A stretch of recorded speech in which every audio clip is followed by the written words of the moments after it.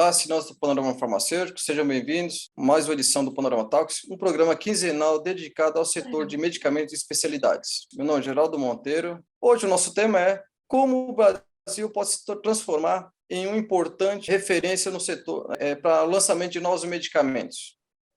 Para falar sobre esse assunto, estamos recebendo aqui Reginaldo Arcuri, que é o presidente do Grupo Farma Brasil, que é composto por 14 indústrias farmacêuticas nacionais, e nós sabemos que, para lidar num país como o nosso, Brasil, eles enfrentam enormes desafios, desde falta de incentivos até forte dependência de insumos do mercado internacional.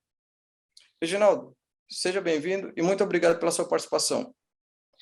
Muito obrigado e agradeço essa oportunidade de estar aqui. O Panorama Farmacêutico é uma referência no setor, na produção de informações e debates. Muito obrigado. Reginaldo, nós sabemos que vocês enfrentam enormes desafios no dia a dia aí, das empresas, né? E do setor farmacêutico também. Como vocês enxergam aquilo que pode ser melhorado no tocante ao acesso aos medicamentos e especialidades no Brasil, que envolve aí pacientes, pagadores institucionais, planos de saúde, enfim. Como é que pode ser melhorada essa relação? Bom, no Brasil, nós temos uma característica, ou algumas características, mas algumas mais relevantes e diferenciais, se formos considerar um universo bastante significativo de países. O primeiro é o fato de que nós temos um único sistema público, universal e gratuito de saúde em um país com mais de 200 milhões de habitantes, né? Isso é uma coisa inédita e é uma coisa extremamente positiva, né?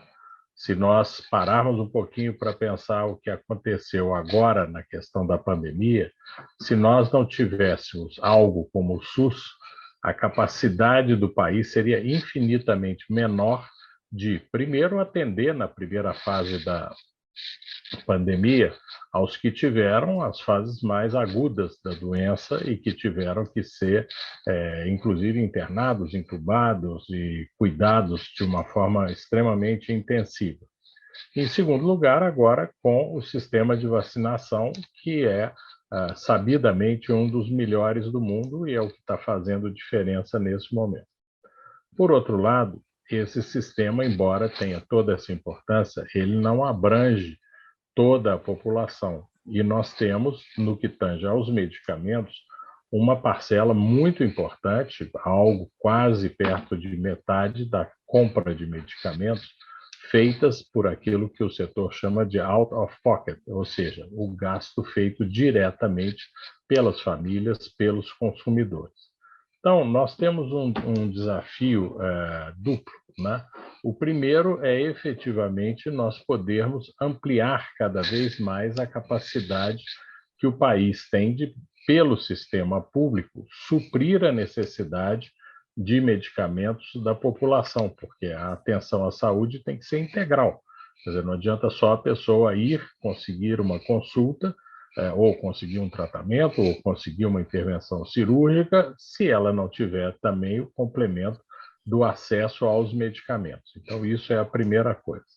E a segunda coisa é nós, cada vez mais, não só suprirmos o mercado com os medicamentos, que são cada vez mais os medicamentos concorrenciais, né, como também daqueles que são os mais avançados e que são normalmente, no caso do Brasil, comprados, inclusive, pela rede pública, para fornecimento gratuito à população, mas cujo peso nos orçamentos públicos é muito grande, né?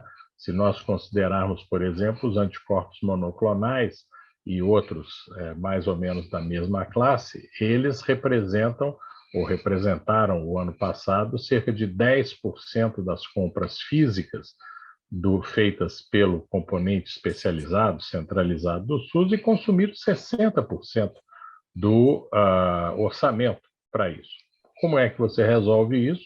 Fabricando no Brasil cada vez mais medicamentos, primeiro, de qualidade, medicamentos eficazes, e um processo contínuo de implantação de inovações nos medicamentos. Seja para você fazer a chamada inovação incremental, em que você pega uma molécula que já está no mercado, que já tem um tratamento, e faz alguma modificação que faça com que a sua absorção seja melhor, o seu período de administração seja menor, que tenha uma forma que faça para o paciente, para o médico, um tratamento mais prático e menos agressivo, né?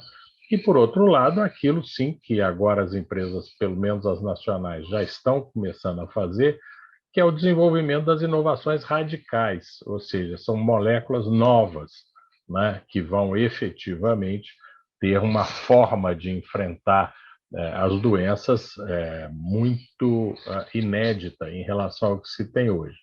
Isso significa ter uma indústria estratégica para o Brasil, cada vez contando mais com uma articulação entre o setor público, por tudo isso aí que eu falei, e a capacidade de tomar decisões de investimento em inovação de indústrias brasileiras, que é o caso, por exemplo, das indústrias do Grupo Pharma Brasil, né? Então, acho que esses são os caminhos básicos.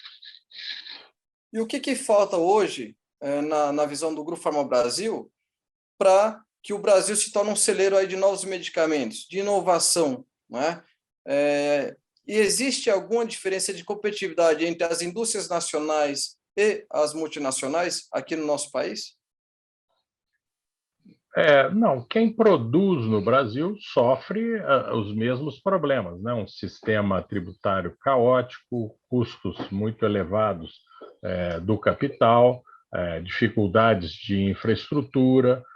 Essas são questões compartilhadas, independente do capital, pelas empresas que produzem no Brasil, né? O que nós precisamos é ter no Brasil as condições que aí sim são diferentes entre o que é a situação no Brasil e a situação fora do Brasil. Então, a primeira coisa que nós precisamos ter é segurança jurídica, né? O Brasil, sabidamente, é um país onde, já foi dito até isso uma vez, até o passado é incerto, né? Então, você precisa saber que a regra jurídica que você está usando para começar a produzir um medicamento hoje, para desenvolver um medicamento, vai ser basicamente a mesma daqui a 5, 10 anos, quando isso estiver entrando no mercado. De novo, um grande exemplo são as leis tributárias, né? Quer dizer, quem sabe exatamente qual vai ser o regime tributário do Brasil daqui a 1, 2, 5, 10 anos, né? Isso cria uma turbulência muito, muito ruim na hora de você definir os investimentos, né? A segunda coisa é previsibilidade, né? Quais serão os programas do governo que vão, quando for o caso das compras públicas e do desenvolvimento conjunto do setor privado com o público, quais serão os programas que vão ultrapassar os governos? Em terceiro lugar, nós precisamos cada vez mais ter uma agência regulatória, que no nosso caso é a Anvisa, mais ágil e com mais foco na inovação. E aí um parêntese. A Anvisa tem feito um trabalho excepcional agora, durante o período da pandemia, enfrentou desafios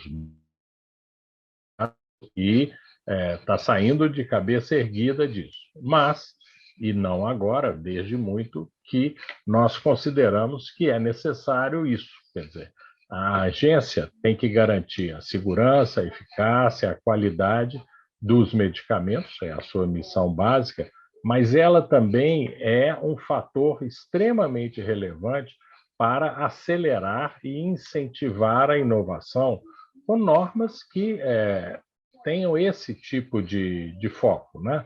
Uma análise mais rápida, uma análise que use os mecanismos mais avançados, já testados no mundo, de você não ter que ficar repetindo exames que já foram feitos, estudos clínicos e tal. Então, estamos, inclusive, sempre trabalhando muito com a Anvisa nesse sentido. Eu acho que essas são as questões centrais. As outras, o Brasil tem excelentes cientistas, tem um sistema de produção de conhecimento científico muito bom e é capaz, como nós estamos vendo agora, inclusive de desenvolver vacinas muito avançadas, para ficar só no caso das vacinas, como as de RNA mensageiro. Então, o que nós precisamos é isso, condições mais estruturais do próprio país relativos à segurança jurídica e previsibilidade como base para investimentos em inovação. Reginaldo, a última pergunta aqui para encerrar nosso programa. Quais foram as lições que o país pôde aprender, o setor farmacêutico durante esse período de pandemia pôde aprender aqui, o país pôde visualizar um pouco mais as dificuldades, a dependência da indústria farma de insumos do mercado internacional? Isso eu acho que o Brasil e o mundo aprenderam isso, né? Você não pode ter, em nome da globalização, uma hiperconcentração da produção de insumos estratégicos, seja para o setor farmacêutico, seja, por exemplo, nós estamos vendo agora a questão dos chips eletrônicos, né? Apenas em 1 ou 2 países do mundo, né? É necessário você ter um equilíbrio desse tipo de produção. E como são questões efetivamente de segurança nacional, você tem que conseguir, e é possível isso, manter uma estrutura de custos que permita que a produção no Brasil seja uma produção que não seja, enfim, muitíssimo mais cara e com outros problemas de qualidade em relação aos atuais grandes fornecedores, mas que possa aqui também suprir as nossas necessidades. Temos ainda uma base importante de produção de princípios ativos no Brasil, a Nortec, a Globe, a Centroflora, e temos empresas como a Libs, a Cristália, que são detentoras de farmoquímicas próprias, né?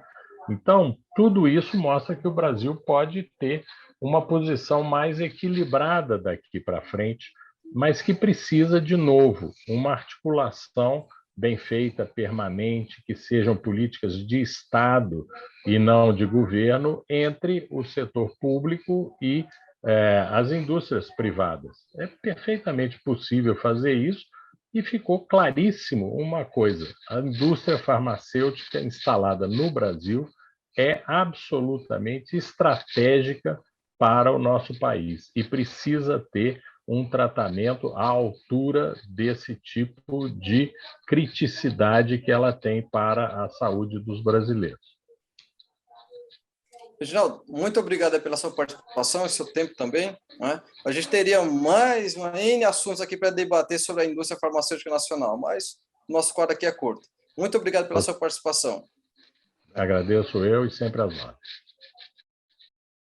Espero que vocês tenham gostado de mais essa edição. Fica a dica de você se inscrever no nosso canal e ativar as notificações também. Você pode acompanhar a sessão no nosso portal, panoramafarmacêutico.com.br, e fique de olho nas redes sociais e nos grupos de mensagem. A cada quinzena, um vídeo novo no ar. E muito obrigado a todos e até a próxima edição.